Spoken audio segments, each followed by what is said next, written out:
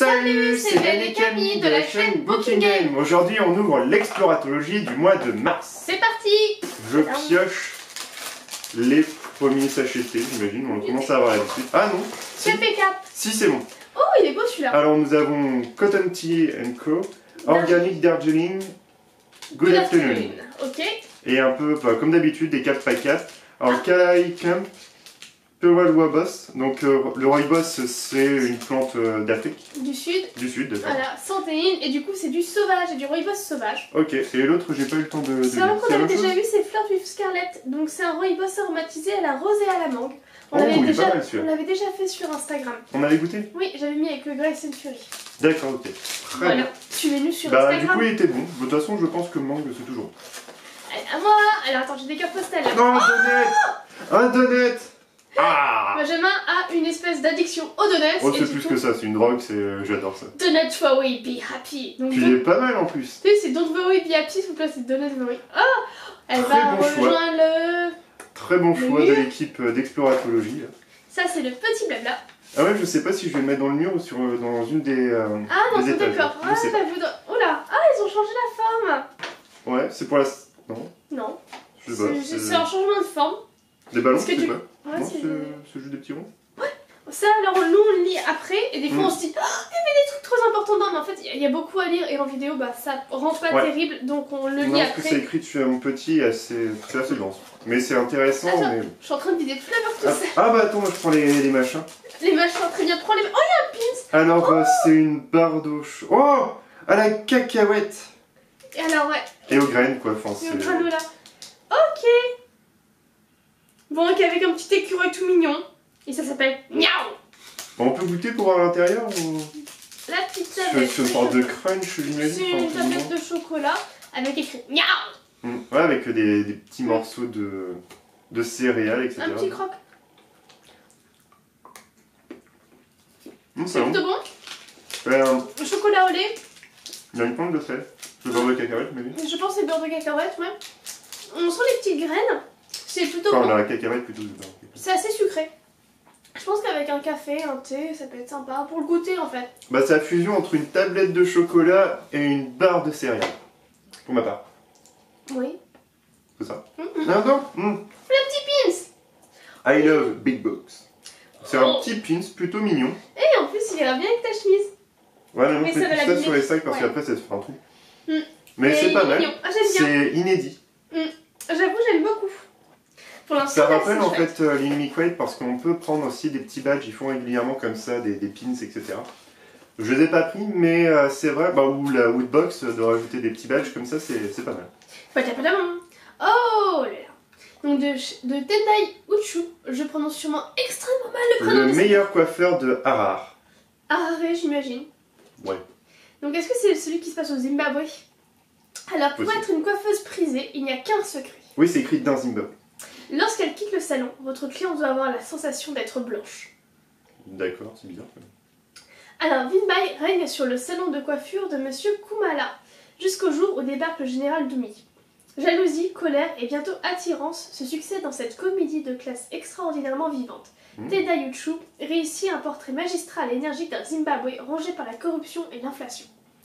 Donc Tendai Uchu, c'est un homme, est né en 1982 au Zimbabwe et vit aujourd'hui en Écosse. Et il a changé de climat. Le meilleur coiffeur de Harare est son premier roman, donc traduit de l'anglais par Odile Ferrand. Et ça c'est trop bien, parce que nous on fait une collection, en fait on essaie d'avoir un livre par... Un livre par pays. C'est ça, et donc par région des pays des fois. Parfois, oui. Et c'est plutôt pas mal en fait, on n'avait pas du Zimbabwe, je pense. Non, Zimbabwe on n'avait pas. D'Afrique on avait Sénégal, on avait tout ce qui était un peu Maghreb, mais on n'avait pas le Zimbabwe. Le Zimbabwe c'est pas mal. Et du coup l'édition c'est The et Poche. Donc je connaissais pas du tout. Moi non plus. Mais souvent dans l'exploratologie on la couverture est simple et efficace, mais en tout cas on aime bien. Oui. Et en plus le synopsis est quand même plutôt très bien. Oh, ça va très bien avec... Mais tu te spoil, crapaud. Mais j'ai oublié de regarder. Ah, il est vraiment bien, franchement. C'est de quelle édition ça? Je sais pas. Native Beer. D'accord. C'est rigolo parce qu'au centre on dirait en fait une queue de dinosaure, tu sais les... Ah ouais, les stégosaures, les dinosaures à plaques. Ouais, on dirait vraiment ça, c'est rigolo. Elle est chouette, hein. Ça fait tribal, mais comme c'est écrit Native Beer, je me demande si ce serait pas plutôt amérindien. Oui, c'est fait aux États-Unis, Native Beer. Pas bien. Ouais, bon, bière. Bref. Mais c'est peut-être... Je sais pas, en tout cas, c'est ouais, original. J'aime bien. Ça me rejoint. Par contre, tu n'as pas le droit de me l'interdire. Ah ouais, je sais déjà où il va aller. Il va aller là-bas, exactement sous la Je mettrai carte. là. Oui. Elle est pas mal, ça fait un franchement. écho. Oui, j'aime beaucoup. C'est une de mes préférées. Ah, un autre. c'est Avec quoi bibliophile. D'accord, bah pourquoi Dans les pas. tons mauves. J'aime beaucoup les petits pins, ils sont trop jolis. C'est une bonne idée. J'aime beaucoup.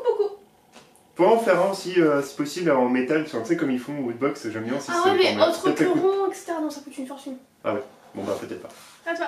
Oh, encore des poissons. Et de l'emballage. Exploratologie. Édition d'en bas.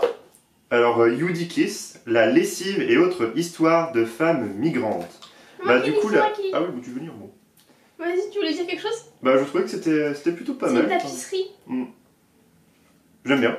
La lessive et autres histoires de femmes migrantes rassemble plusieurs récits recueillis auprès de femmes venues d'ailleurs à Genève ou ayant un lien avec la ville. Ce sont des parcours singuliers marqués par le mouvement, tantôt des migrations volontaires, tantôt forcées par les guerres, les persécutions et la misère. Ces femmes viennent du monde entier, de l'Algérie à la Turquie, de l'Argentine au Rwanda, de cultures et de contextes sociaux très différents. Leurs histoires, néanmoins, racontent ce qui les unit, la quête d'une vie meilleure, d'identité, d'amour, de liberté, de solidarité et de justice. S'appuyant sur les vécus de ses interlocutrices, Judith Kiss a écrit ses récits en mobilisant de nombreux styles narratifs en fonction de chaque histoire avec une prédilection pour le conte et parfois même pour le conte fantastique. Elle explore ainsi les origines, les péripéties de l'arrivée et de l'installation à Genève de ces femmes. Heureux ou tragiques, les destins que ces histoires racontent sont marqués par le courage et la résilience.